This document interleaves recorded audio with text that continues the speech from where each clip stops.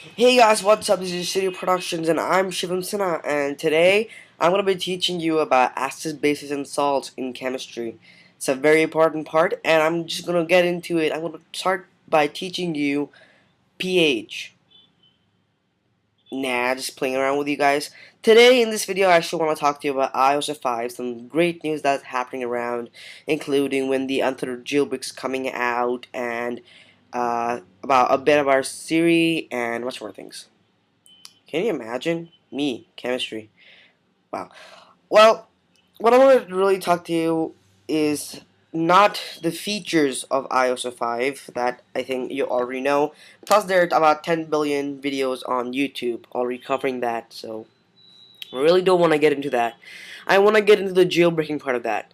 Now we know around 4 or 5 weeks back, Apple released their iOS 5 along with iPhone 4S and their groundbreaking Siri technology. Now, just one day after Apple released iOS 5, the Untethered Jailbreak for the final version of the iOS 5 came out, and lots of people did it. I didn't do it because of the particular fact that I'm a person who carries around my iDevice a lot, and I really like to pass my time using games and everything. So I did have to sacrifice on my cracked applications, but um, over the period of time, I do realize that how many times I run out of battery. Plus, now that I look at it, Apple hasn't really provided the iPod touches with a long battery life, so it only lasts when you're listening to music on sleep mode.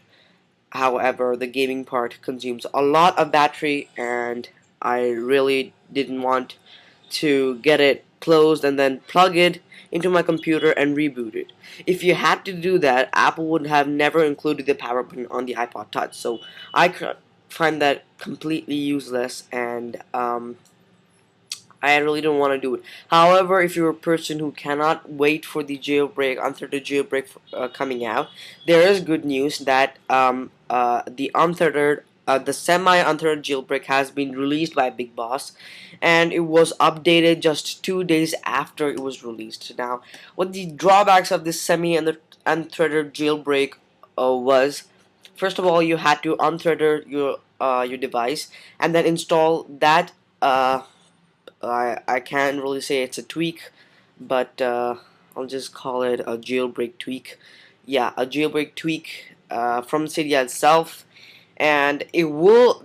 What it did was, the main part was what it's meant for was you could reboot your device without plugging it into your computer, but the drawbacks were that you couldn't use any of your jailbreaking devices. Most of the application features were logged, and some people were facing problems on the iPhone 4, maybe talking, maybe calling, and then some people weren't able to call, and yada yada.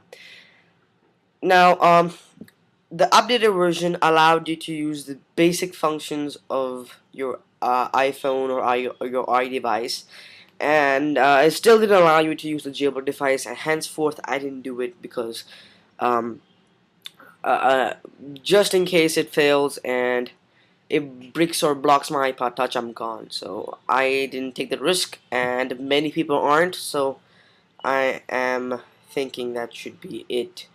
Now, there has been news going around that the iPhone 4S has been jailbroken, and yes, that is completely correct. The iPhone 4S has been jailbroken, and the untitled jailbreak is coming is coming really soon, guys. You don't have to wait any longer.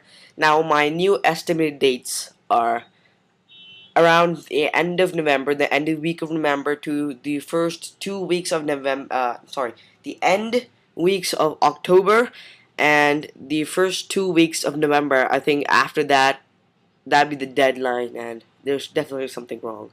So, yeah, you'll probably end of this month or the starting of the November month or the next month, whatever you call it. Uh, the jailbreak will be around here. Now, the next big great news that I want to talk to you about is Siri. Now, we know that Siri was released with iPhone 4S. However, since it was released, the Chronic Dev team and big popular, successful jailbreakers around the globe have been trying to port it to the iPhone 4.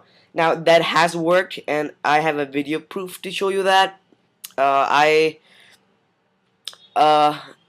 just before I do that, I wanted to say that it was ported to the iPhone 4S about a week back, and it was facing some legal issues. So now the jailbreakers have found a way to upload it, actually to inject it into the Apple's update server. So that means when you'll have to re-download iOS 5 with the Siri integration in it, and you'll have to restore your device, and you'll have to re-jailbreak it. So it's going to be better if it comes out before the unthreaded jailbreak, because I'm not going to wait any longer. As soon as the unthreaded jailbreak comes out, I'm going to be unthreaded jailbreaking my device right in front of you guys and releasing the video as soon as possible.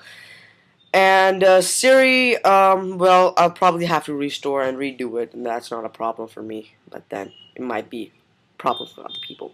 Now, just today, just yesterday or today. Now, I don't know when you're gonna be watching this video, but hopefully this is the Asia Pacific time that I'm talking about. It might be different for the people in the US or other time zones. So, uh, I have a video showing a jailbreaker running Siri on his iPod Touch, and here it is. This is a demo of Siri running on the 4th generation iPod Touch. Tell me a story. Once upon a time. No, it's too silly. Thanks, Siri. I aim to please. Right, so that was the video on the iPhone 4S. I mean the iPod having Siri, and there have been rumors that Apple will be releasing their iTV, their first TV with Siri integration. Now I don't know how true it is, and so far it hasn't been proven. And I think time will tell that, and there's no need to discuss on that topic anymore. I think this is the major topics that I wanted to talk to you about. However, if you're still looking at the tethered or the semi-tethered jailbreak as an option, I suggest you look at your, first of all, your need, and maybe your desperation. I don't know, but I think you should go with the need of it. If you're a person who has an iPod Touch and really don't require it, if you can, bear with me, bear with the Chronic Dev team, wait for around 1 or 2 weeks more, not listen to music maybe, and wait for the Untethered Jailbreak to come out, and probably then you use the Tethered Jailbreak. However, if you have some applications that you really need for business or anything, I think you should go around and do it. However, if you have, suppose, an iPhone 4 or iPhone 4S for that reason, and that's the only phone you have, I wouldn't really suggest jailbreaking it yet, because the tethered and the semi-tethered jailbreaks do have some problems at the current moment. And by chance, if you use the semi-tethered jailbreaks and it ends up blocking your communications, you'll be dead. And God knows, and I hope this doesn't happen to you, that you get stuck in a bank robbery or something, and you won't be able to emergency call anybody. And so you should take precautions for those kind of moments. And this is just a wisdom kind of thing from a 14-year-old kid. So don't take this seriously. You can do whatever you want. Did I just say I was 14? Yeah, I did. Okay, never mind that.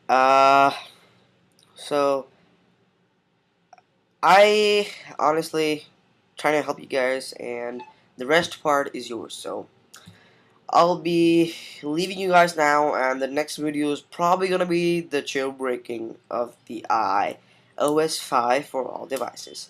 And I hope that's really soon, and I'll see you guys in the next video.